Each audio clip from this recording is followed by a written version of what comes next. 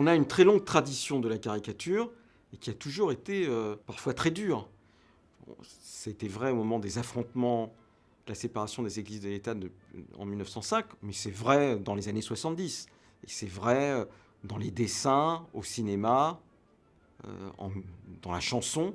Il y a toujours eu une critique parce que, en plus, il y a en France une très grande tradition du rire.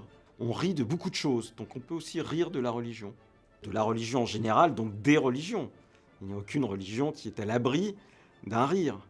Voilà. Et on a le droit de le faire, ça fait partie de la liberté de conscience. Et comme on peut rire d'autres choses. Voilà. De ce point, il faut bien comprendre que c'est l'égalité de traitement. On traite les opinions religieuses comme on traite les autres opinions. Et il n'y a pas cette idée elles seraient plus sacrées que les autres et que du coup, on n'aurait pas le droit de les critiquer. On a le droit de les critiquer comme on a le droit d'en changer. En France, on a le droit d'être croyant, on a le droit de ne pas croire et on a le droit de changer de religion.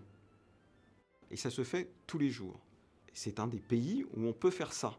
Il y a des tas de pays au monde où on considère que quand vous êtes né dans une religion, parce que vos parents appartenaient à cette religion, vous n'avez pas le droit d'en changer. Et vous pouvez risquer la mort si vous en changez. En France, on a le droit, parce que c'est la liberté de conscience qui est individuelle. Depuis la Révolution française, depuis la Déclaration des droits de l'homme et du citoyen, c'est chacun a le droit à la liberté de conscience et libre de ses opinions, même religieuses.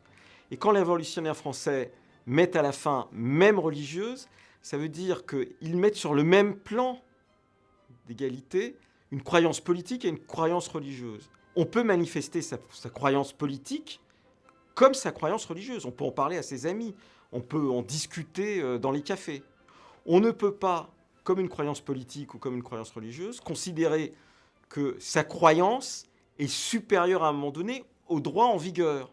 Et vous ne pouvez pas dire, par exemple, quand vous avez une croyance politique, ben moi, mon idée politique, c'est celle-là, ce qu'a voté le Parlement, je m'en moque. Et c'est pareil pour la religion. Donc, il y a égalité de traitement des croyances. Il n'y a pas l'idée que la croyance religieuse devrait avoir un traitement particulier par rapport à d'autres croyances. Mais en négatif comme au positif. C'est-à-dire, elle peut se manifester, elle n'a pas le droit de considérer qu'elle est la seule ou qu'elle doit être supérieure à toutes les autres.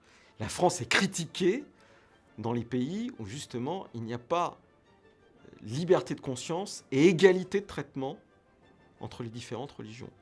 La France est un pays où n'importe quelle religion peut, si elle le souhaite, construire un lieu de culte. Et c'est une démarche privée. Dans la plupart des pays, et en particulier dans le monde arabo-musulman, on ne peut pas, par exemple, ouvrir un lieu de culte qui ne soit pas musulman sans avoir une autorisation explicite de l'État, et qui est très souvent difficilement accordée.